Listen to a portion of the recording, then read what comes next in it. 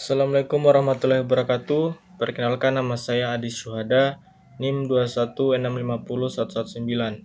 Baiklah, di sini saya akan menjelaskan jenis-jenis kejahatan cyber beserta landasan hukumnya untuk melengkapi tugas UAS saya. Langsung saja. Yang pertama ada pencurian identitas. Seseorang mencuri informasi pribadi seseorang seperti nomor kartu kredit atau informasi akun bank untuk melakukan transaksi ilegal atas nama korban. Untuk contoh kasusnya yaitu wanita 24 tahun dipenjara 66 bulan atas pencurian identitas senilai 51,5 miliar rupiah. Untuk pasal-pasal yang dikenakan itu ada pasal 362 KUHP, Kitab Undang-Undang Hukum Pidana. Barang siapa mengambil barang sesuatu yang seluruhnya atau sebagian kepunyaan orang lain dengan maksud untuk dimiliki secara melawan hukum diancam karena pencurian. Untuk sanksinya di sini dengan pidana penjara paling lama 5 tahun atau pidana denda paling banyak 900 rupiah. Kemudian ada phishing. Phishing adalah upaya untuk mendapatkan informasi data seseorang dengan teknik pengelabuan. Untuk contoh kasusnya di sini yaitu Bareskrim tangkap 13 tersangka penipuan link phishing. Untuk pasal hukumannya yaitu masing-masing pelaku dikenakan jeratan pasal 3, 5, dan 10 Undang-Undang tentang Pencegahan Tindak Pidana Pencucian Uang atau TPPU. Untuk bunyi pasalnya yaitu pasal 3 Undang-Undang TPPU umumnya mengatur tentang tindak pidana pencucian uang dan menjelaskan bahwa setiap orang dilarang melakukan pencucian uang. Yang ketiga ada ransomware. Ransomware adalah jenis virus atau malware berbahaya yang digunakan untuk mengenkripsi data pengguna pada suatu perangkat komputer atau jaringan. Aksi ini umumnya bertujuan untuk memberikan keuntungan tertentu yang berupa uang atau pembayaran lainnya. Untuk contoh kasusnya yaitu kasus serangan ransomware di Indonesia. BI pernah jadi sasaran. Untuk pasalnya yang terkait yaitu pasal 27 ayat 4 Undang-Undang ITE.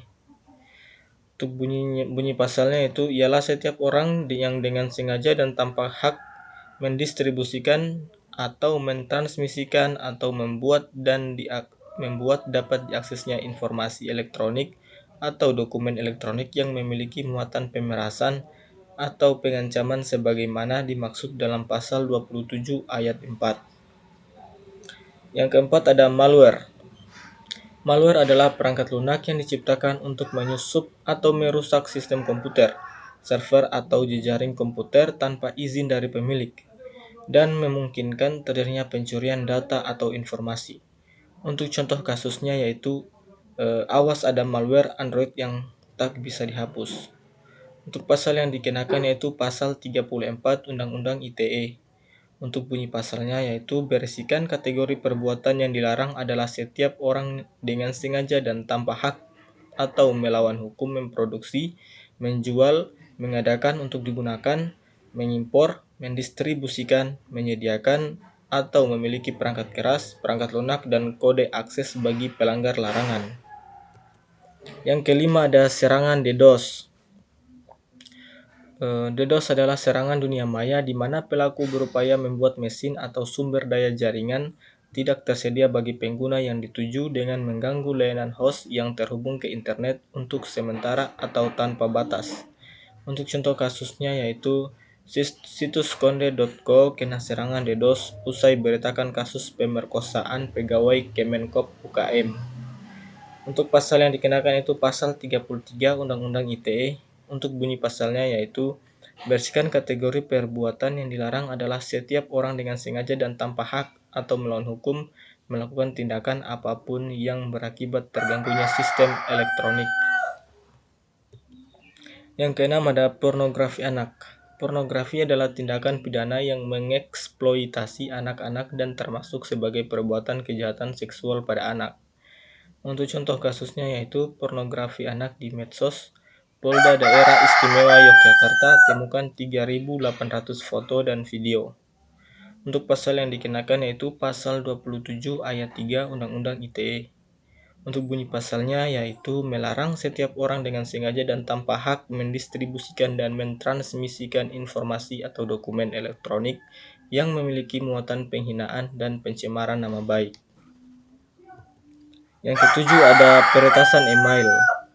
Peretasan email adalah salah satu kejahatan cyber yang mengacu pada akses tidak sah atau manipulasi akun email seseorang tanpa persetujuan mereka. Untuk contoh kasusnya yaitu peretas raup 58,8 miliar rupiah usai bajak email perusahaan ventilator. Untuk pasal yang dikenakan yaitu pasal 44 ayat 1 Undang-Undang ITE.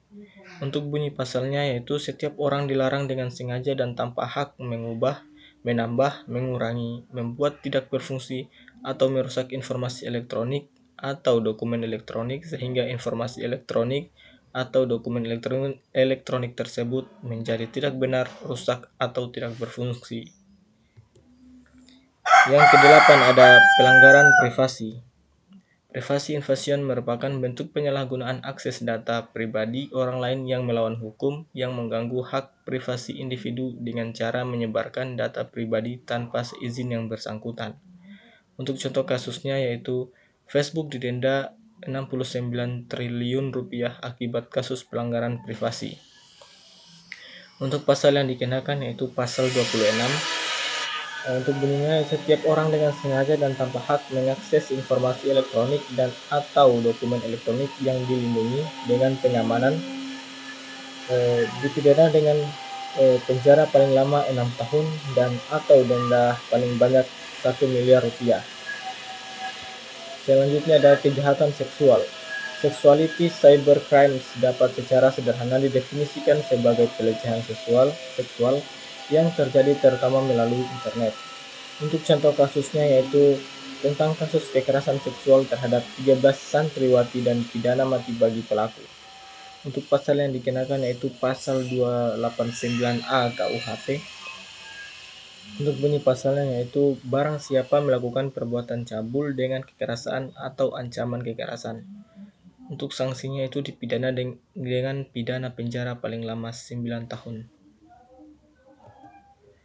Yang ke-10 ada pemerasan online. Jenis cybercrime ini berupa pemerasan yang dilakukan terhadap korban. Modusnya adalah pelaku akan meminta sejumlah uang tebusan agar data penting yang telah dicuri dapat dikembalikan dan tidak disalahgunakan. Untuk contoh kasusnya yaitu kasus pemerasan bermotif penyebaran foto bugil korban terbongkar. Untuk pasal yang dikenakan yaitu adalah pasal 368 KUHP.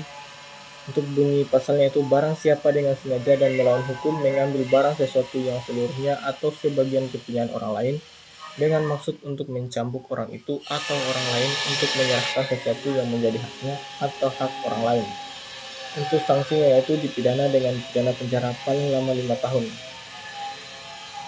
Terima kasih, demikian tugas dari saya. Bila ada kesalahan kata mohon dimaafkan.